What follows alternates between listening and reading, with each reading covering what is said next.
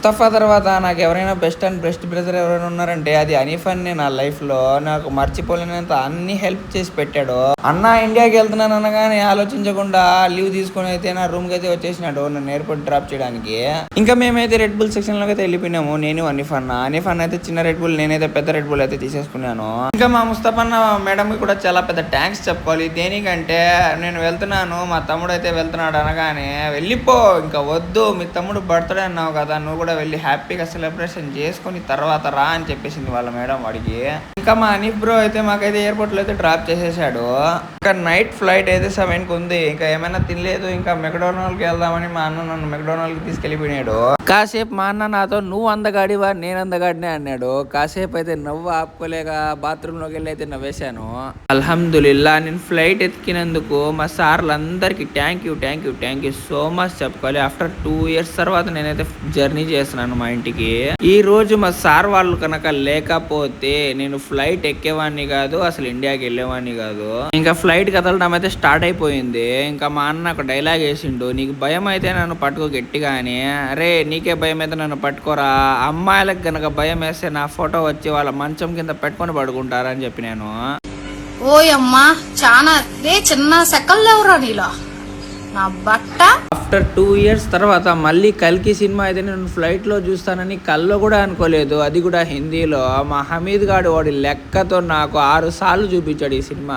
నేను మహేష్ అన్న ఫ్యాన్స్ అయినా ప్రభాస్ అన్న సినిమాలు ఎక్కువ చూస్తాను. దేనికంటే మా హమీద్ గాడి వల్ల. వాడు ఎప్పుడు చూసినా మామా సినిమా అంటాడు అంతే. ఇంకా ప్రభాస్ సినిమా నాకు అర్థమైపోతుంది, వాడు తీసుకెళ్లిపోతాడు, వాడి డబ్బులు పెట్టే తీసుకెళ్తాడు. అందుకనే మేము బెస్ట్ ఫ్రెండ్స్. అల్హమ్దులిల్లా సేఫ్ గా అయితే ల్యాండ్ అయిపోయినాము మేము ఇండియాకి.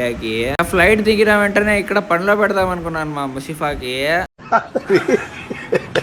అల్హమ్దులిల్లా ముఖ్యంగా మా డ్రైవర్ అన్నకి అయితే చాలా పెద్ద థ్యాంక్స్ చెప్పుకోవాలి. మేము ఎయిర్పోర్ట్ లో 3కి దిగాము, 10కంతా ఇంట్లో పెట్టేశాడు పొద్దునే.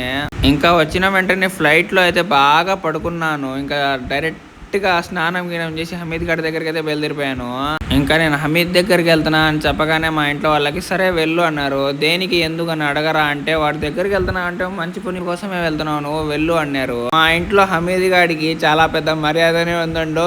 ఎందుకంటే వాడు పాపము ఏం పనులున్నా మామ ఇది తీసుకెళ్ళి మా ఇంట్లో మామ అంటే పాపం ఏ క్షణం ఆలోచించకుండా వాడు తీసుకెళ్ళి ఏమైనా కొనుక్కొని వెళ్ళి తీసుకెళ్ళిస్తాడు. అందుకనే మా ఇంట్లో వాళ్ళకి వాడంటే ఇష్టము. వీడు వచ్చే జన్మలో కనుక నా తమ్ముడు కనుక పుడితే నిజంగా గుండెల్లో పెట్టుకుని అయితే చూసుకుంటాను మా హమీద్ గారిని. ఇంకా బాబాయ్ నాకైతే ఆకలి వేస్తుంది, కేఫ్ వాలాకి తీసుకెళ్ళండి మా రెండో పాప ముబినా. ఇంకా ఆలస్యం చేయకుండా అయితే మేము కేఫ్ వాలాకి అయితే వెళ్ళిపోయినాము. నేనైతే లావా కేక్ చెప్పాను, తనైతే చాక్లెట్ మిల్క్ షేక్ చెప్పుకుంది. ఇంకా డైరెక్ట్ గా ఇంటికి అయితే స్టార్ట్ అయిపోయినాము తినేసి. అక్కడ ముసిఫా కూర్చొని ఉంటే సేమ్ నీ దాగేరా ఎమ్మి దొంగతనాలు భలే చేస్తుంది, ఎమ్మి నమ్మకూడదు అంటున్నారు మా అదినా మా అన్న. పోయింది హీరో విలన్ కొట్టుకుని కమెడీని చంపేసినట్టు నా మీద పడతారేంటి వీళ్ళు. ఇంకా ముసిఫా అయితే నా హెడ్ కి అయితే చాలా పెద్ద మసాజ్ చేసి నాకైతే హెయిర్ బాగా దూతుంది. 2 రూపాయలు అయితే ఇచ్చేసాను ఆలస్యం చేయకుండా. ఇంకా ముసిఫాకి అయితే అమ్మ ఒడి డబ్బులు పడినాయంట. నేను ఒక మాట చెప్పాను, మీ అమ్మకి ఇస్తే నీ డబ్బులు అన్నీ తినేస్తుంది, నాకు ఇచ్చావనుకో భద్రంగా దాచి పెడతానని చెప్పాను మా ముసిఫాకి. పాపం మా ముసిఫా నేను వచ్చిన వెంటనే నా చేతులతో 5 సార్లు అయితే దెబ్బలు తినింది.